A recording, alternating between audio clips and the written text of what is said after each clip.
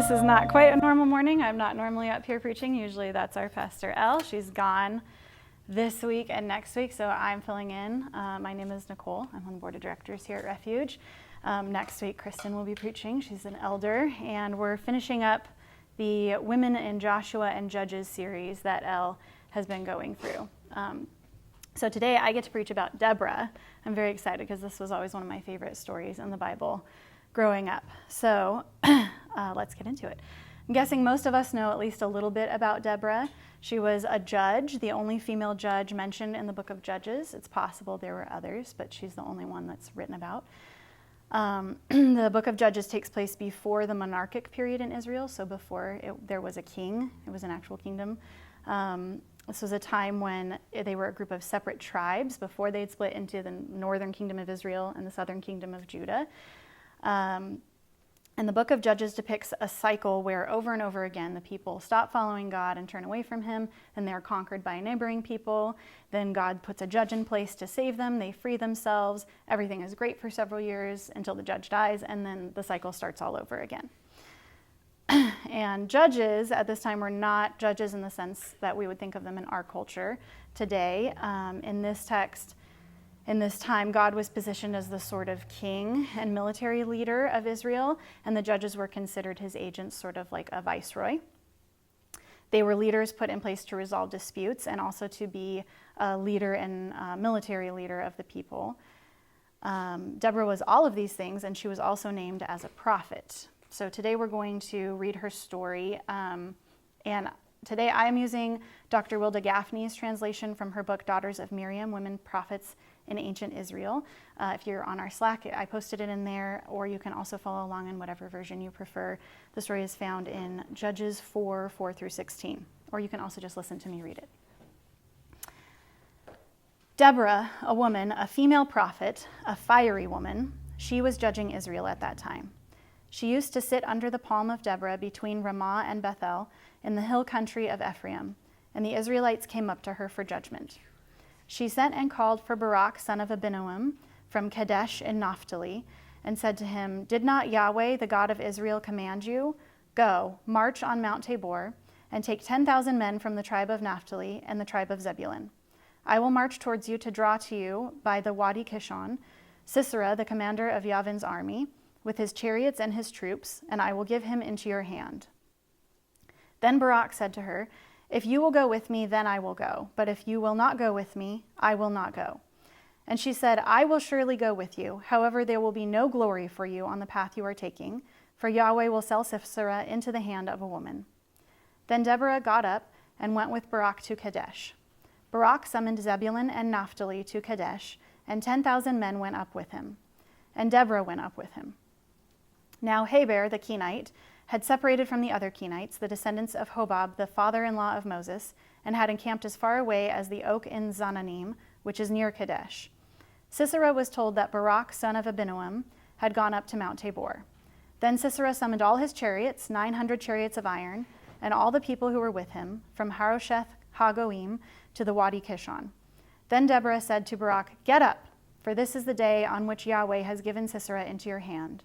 Is not Yahweh going out before you?" Then Barak went down from Mount Tabor with 10,000 men following him.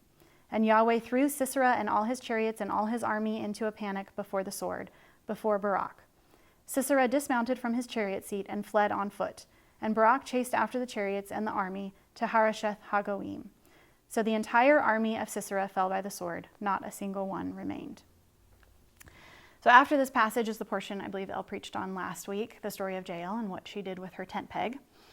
Then in the next chapter is a victory song that Deborah and Barak lead the people in. And at the end of that, it says, "And the land had peace for 40 years. So from reading this text, what do we know about Deborah? We know that Deborah is positioned not only as a leader, but as a divine emissary with a direct line to God, similar to Moses. People would come to her, she would take an issue to God and relay his response to them. In one midrashic interpretation, she is likened to the prophet Samuel, both spiritually and in prophetic ability. She is clearly respected. She tells Barak what to do, and he does it without question. In fact, he refuses to do it without her.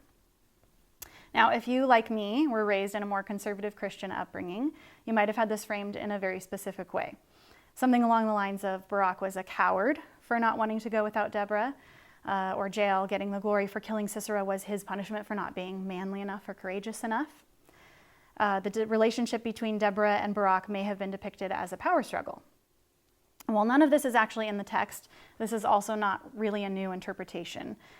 Even some of the Midrashic traditions downplay Deborah's power. Many of them also celebrate her power and her prophetic ability, but a lot of the Midrash surrounding Deborah has to do with speculating about who her husband was, including one where Barak is her husband, because obviously if she's going to go into battle, she has to be at least going with her husband, right?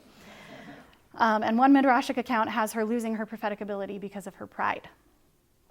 But in the text itself, we are presented with a confident woman who has a direct line to God and is a respected leader. In Daughters of Miriam, Dr. Gaffney notes that Deborah functions as the alter ego of Yahweh. Her very presence guarantees victory in the same manner as the presence of a divine emissary of Yahweh. Deborah does not chastise Barak for a lack of faith. In fact, I'm not actually sure that it's a lack of faith that prompts him to refuse to go without her. What if instead of seeing his insistence that she go with them as not trusting God to get the job done, we see it as his faith that God will be with them because God's prophet is with them. After the victory, there is no lamenting from Barak about the glory going to a woman, and we don't see him pout about having to follow Deborah's orders.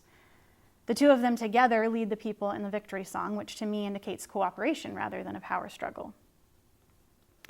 Deborah not only brought about military victory and freedom for the Israelites, but as I mentioned before, at the end of chapter 5, it says that she brought a period of 40 years of peace for Israel.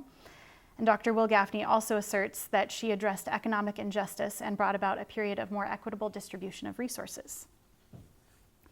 So beyond being an affirmation that women can in fact lead and can in fact be respected, Deborah is an example of a woman who directs without hesitation and without apology.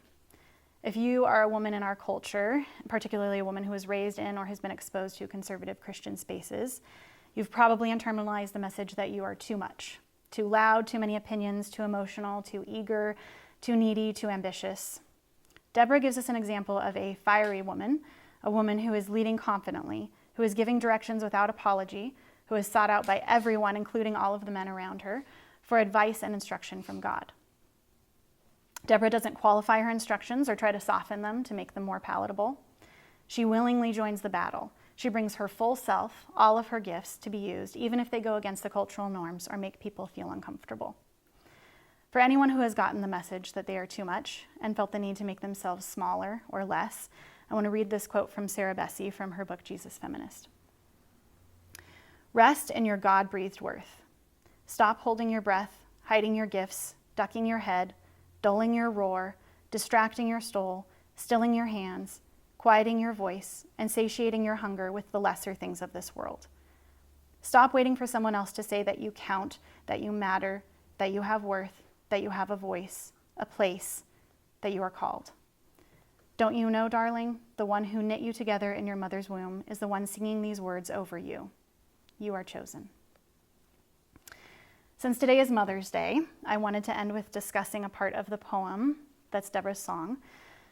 This poem is an example, like I said before, of a victory song that would be sung by the people after battle, similar to the song that Miriam sings in Exodus after the people cross the Sea of Reeds and are delivered from the Egyptians.